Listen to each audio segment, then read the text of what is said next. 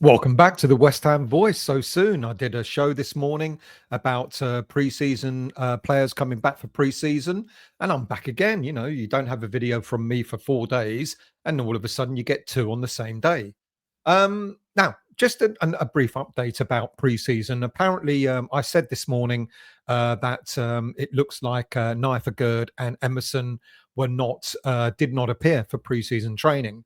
And it's been reported since that apparently they were there, or certainly Gerd was there, but he just didn't get, didn't have photos taken and wasn't on any videos. So if I've got that wrong, my apologies, but I can only go by what I saw, which seemed to indicate that both Emerson and Gerd were not at pre-season training. So if they were, then my apologies, I got that wrong. So this particular video, this brief video, is going to focus a little bit on our transfer business or the lack of it. But there are a couple of things that I quite liked, which seems to indicate our trajectory, our path towards transfers this coming summer, in the way that we intend to do our transfer business. Now, the first is how we're keeping a lot of transfer business, the real transfer business, quite close to our chests. Now, despite all the noise from journalists and social media columns, etc., who are awash with stories that we're chasing a vast array of players in this coming summer, in this summer transfer window, it's the players that don't get mentioned, or the players that get mentioned when we're at the stage of looking like we're finalizing a transfer deal, that we should be taking greater notice of. Now, it's not that I don't believe that we're in for the likes of midfielders Rafael Onyedika or Richard Rios. I'm sure there is an interest, but our interest may have gone no further than merely inquiring about these players' potential availability. Yet everyone who's reported these stories, myself included, have suggested that we may be closer to signing these players than we really are. Whereas no one saw the links to wingback El Hadj Malick Diouf, or the goalie Zion Suzuki coming. And I like that. I really do like that. And why? Because by the time these links hit social media, it looks as if we might be an awful lot closer or a more advanced stage of agreeing deals for these players than all the other names that we've been linked to. So that's the first thing I like. That our real targets are kept closely under wraps. And despite the social media noise all around, Carl McCauley and Graham Potter are going about their business in a methodical way, in such a manner that the noise outside is not having an impact on what they wish to achieve at West Ham. Now, they've clearly seemed to have the backing of the board. They have clearly sold the new transfer strategy to Sullivan and Brady. And at this moment in time, no one at the club seems to be panicking over the lack of transfer business. However, we as fans, of course, are panicking. And I won't lie, my nerves will be calmed once we actually do make a signing or two. Now, the other thing I like, keeping everything close to our chest, but the other thing I like is the players that we're targeting. You know, Malick Diouf, 20 years of age, Zion Suzuki, 22 years of age. You know, these kinds of transfers would never have happened in the past. Primarily, it is previous managers who have resisted to buy young. Instead, we invested too heavily on older players, or have kept hold of players for far too long, which is why Potter and McCauley are now having to do yet another overhaul of the squad, simply just to bring younger players in to drastically reduce the average age of the squad down. David Moyes, as we know, he loved tried and tested players. David Sullivan loves tried and tested managers, who are usually managers who play it safe when it comes to player purchases. So here we are being linked to every half decent player now, all under the age of 24, 25 years old. At this rate, we might need to open up a kindergarten at Rush Green, given how dramatically the average age of the squad may be reduced to. But what a breath of fresh air. Now, whilst we'll always be grateful to the players that have departed, Fabianski, Soufal, Creswell, etc., and to a lesser extent, Mr. Danny Ings, we were and we are in desperate need of fresh blood at the club. And by the look of things, we're going to get that in abundance.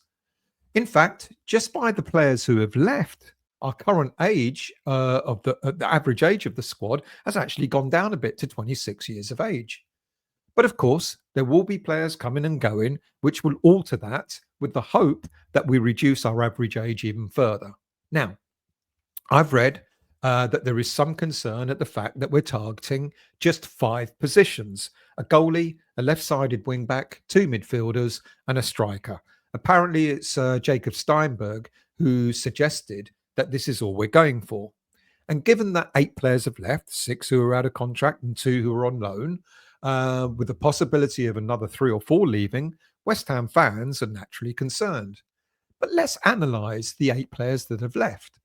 Fabianski, sure, we need another keeper after he left, and that's why we're pushing for going for. I mean, we've been linked to quite a number of goalies, and I'm pretty certain that we'll get one. So that's one player. Sufal would obviously, I think, need replacing, even if it's a backup for Aaron Wan-Bissaka. So on top of the five that have been mentioned positions, I would say that we're going for a right-sided defender as well. So I think it's going to be six rather than five. And then we look at Creswell and Zuma. Yeah, Creswell, who played in the latter stages of his career as a central left-sided defensive defender. Now, whilst we still have Naif Agurd, I don't think we'll be replacing any of these centre backs anytime soon. Now, Agurd is a solid centre back, but I think, if he is sold, then we will go for another centre back. We can't really include Zuma. He wasn't really at the club last season. Antonio, Ings, and Ferguson. Now, all those strikers have left. So, yes, going for one striker makes perfect sense, given that we've only got Nicholas Fulkrug at the club at the moment. Now, I know we've signed Daniel Cummings, but he might at least get, a look in on the senior bench during cup competitions this coming season. So we need a striker as well. Soler, yes, definitely, we need to replace him. And let's not forget, we've also got Freddie Potts, who's come back from loan spells, who hopefully will be making his mark in the senior team next season. And then Emerson. It looks like he's about to leave, hence the signing or the imminent signing of Malick Diouf. And then, of course, Kudus. Again, we will replace him with another midfielder, but not a wide sided midfielder. I think we're going for a central midfielder.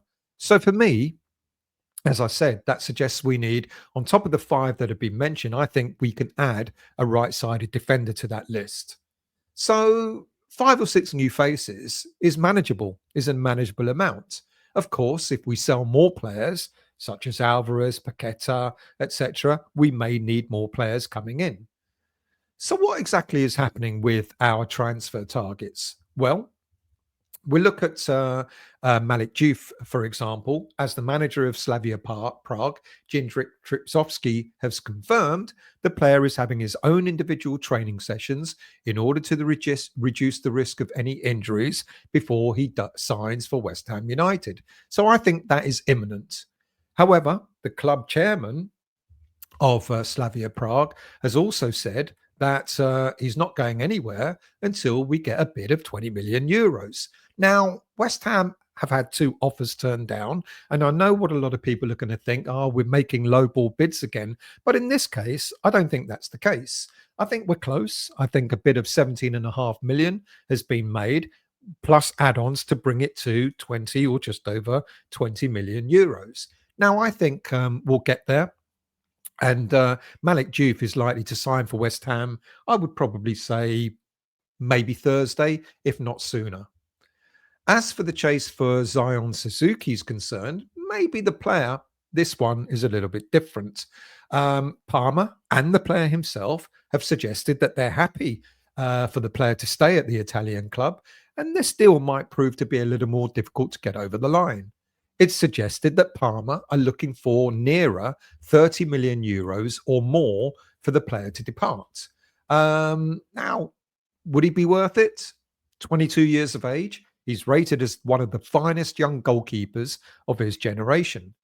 He resisted moves to big clubs such as Man United in the past, who've been monitoring him for a number of years because he wanted to go to clubs who would offer him regular first-team football.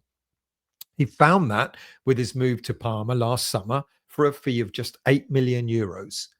His development was in Japan with Urawa Reds. He then went on loan to Belgian club Sint-Truiden in 2023, who bought him for a fee of just 4 million euros. And within 6 months, they doubled their money when they sold him to Parma. In his first full season in Serie A, he made 37 appearances, keeping 8 clean sheets. His reputation increases year on year, and with his strengths being in particular, he's a great shot stopper. Well, you'd cope that being a keeper, but he's known for his good reflexes and agility. Despite his youth, he shows maturity in goal, staying calm and composed under pressure. He reads the game well and positions himself effectively to narrow angles to cut off threats. And he's commanding in his box and controls the area really well with his instructions to his defenders, telling them what he wants and what he expects from them.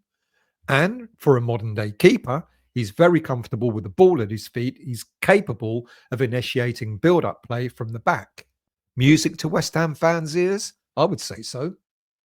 But will this one get over the line? Well, with the arrival of our new goalkeeping coach, Linus Kandelin, who was previously at Swedish club Elfsborg and who was also on the coaching staff of the Swedish under-21 side, he may well have some alternative goalkeeping names to bring to the fore. West Ham want Suzuki, but if they admit that we can't afford him, then maybe we'll be looking for other players to come in instead.